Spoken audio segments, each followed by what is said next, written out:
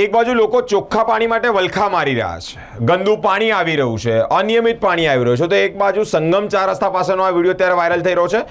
ટેન્કરમાંથી ચોખ્ખું પાણી વહી રહ્યું છે. મિત્રો, આ કયા પ્રકારની કામગીરી છે? કયા પ્રકારનું તંત્ર ધ્યાન રાખી રહ્યું છે?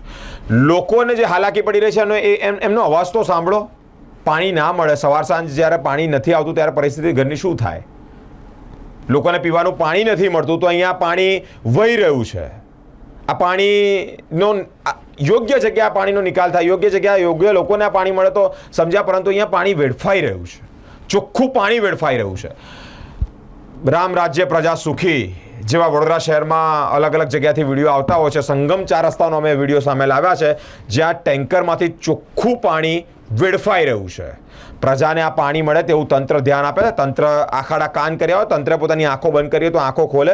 ઘોર નિંદ્રામાંથી ઊંઘતા હોય તો એ નિંદ્રામાંથી ઊભા થાય અને લોકોને પાણી મળે તે અંતર્ગત ધ્યાન પણ રાખે.